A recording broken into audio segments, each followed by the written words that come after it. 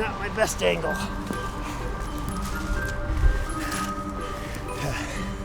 Look at that. All right.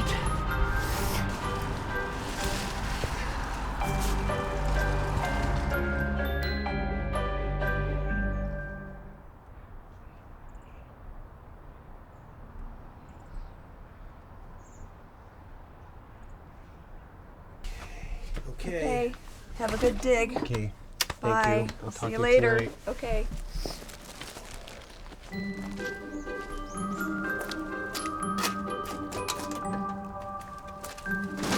Right.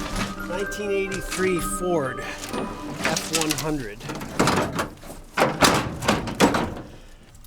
Some of my knobs here are from an old sequoia tree. But I replaced my knobs because they kept falling off. Kind of a symbol of hope, potential.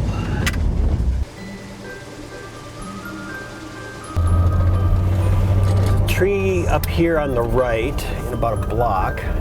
This tree is probably going to meet kind of a tragic end, and pretty quick.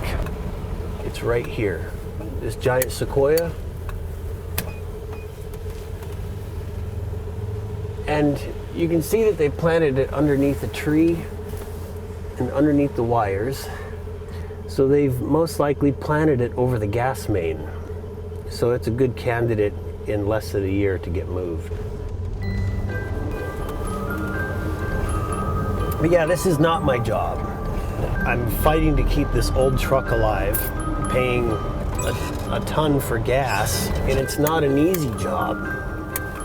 And I have a lot of trees that I have to turn down. And I've got so many trees, like I've probably got 200 trees in a backlog right now that I'm supposed to dig up.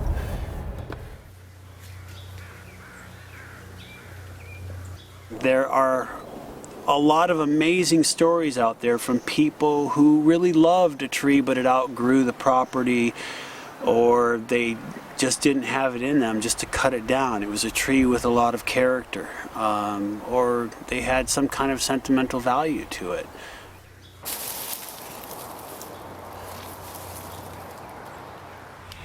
There's a point where I'm digging and I just can't find all the roots, and I just feel maybe this tree is too big. Maybe it's just too big, and my body is starting to hurt all over.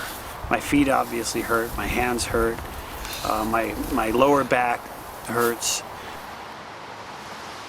Occasionally, I feel like I should just stop. I can't go on. And I think, well, it's just maybe another half an hour. I'll give it just another half an hour. And a half an hour later, I have to say, well, maybe just another half an hour. I think when you finally get it out of the ground and you can move it, sometimes you can't, and then you find a way to move it, and that's satisfying when you actually think, okay, I did actually move that 300 or 400 pound thing actually up into the back of my truck.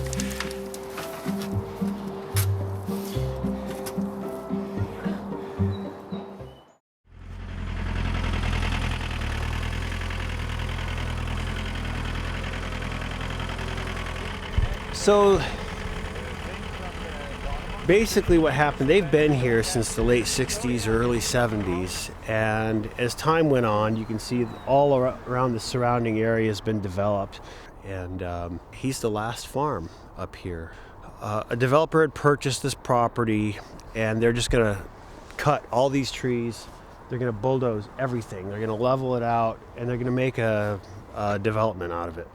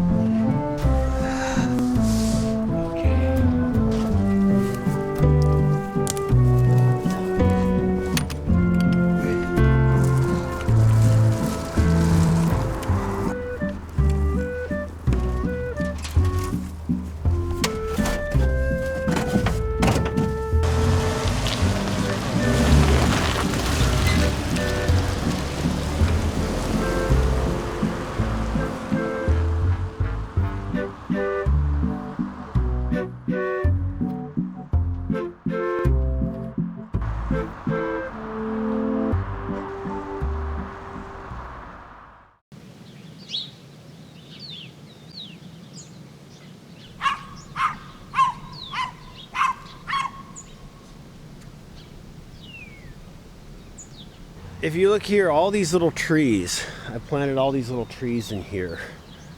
Like a couple of those are old Christmas trees that were potted and we planted those. Yes, I know, look at you.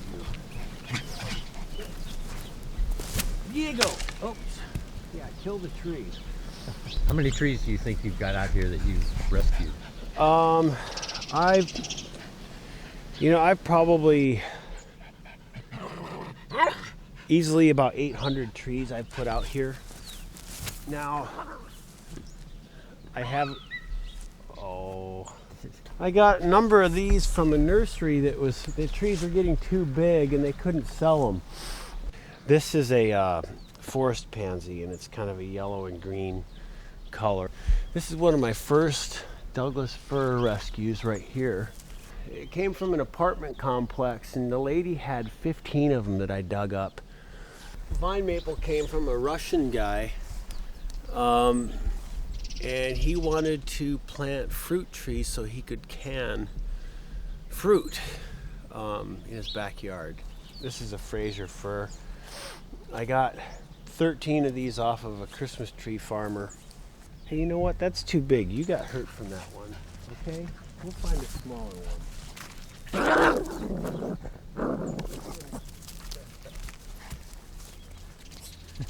This one hasn't grown much. I got all these little deodara cedars from a guy who is a former FBI bomb expert. You know, we always have our stereotype view of like, oh, okay, bomb expert loves to tote guns and shoot guns. But I think he was really in touch with, wanting to save the environment and save a lineage of these trees. When the newspaper article came out about me saving trees, I had 33,000 hits on my website, and I must have had, 200 emails. But this email from this lady, she wrote me and said that her son was killed in an avalanche 5 years earlier, and that at his memorial service they had passed out seedlings, about 75 of them, and she still had one left in a pot. And it was time to let him go. And she was kind of wondering where they were going to plant the tree, but when she had seen the article, she knew that this was the place it should go.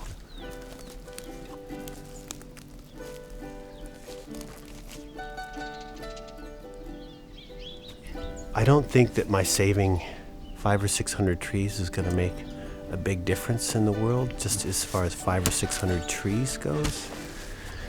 But what I've been noticing is I always felt that it was just kind of a practice in caring, a practice in being thoughtful about how you treat the things around you. There you go. We're going to cut down trees. We're going to fix our house. We're going to do all these things. But I think if we're just more thoughtful about how we do it,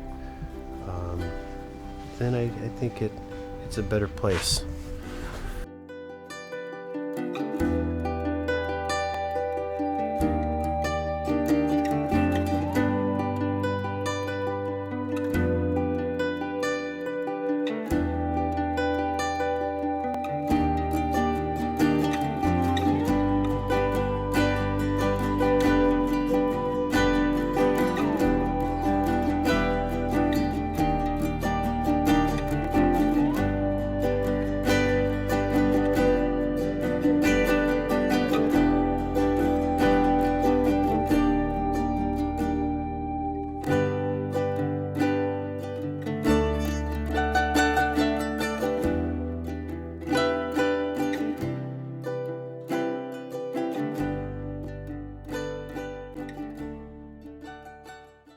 Look at a tree's life, you can't compare it to a human's life because it's on a whole new dimension.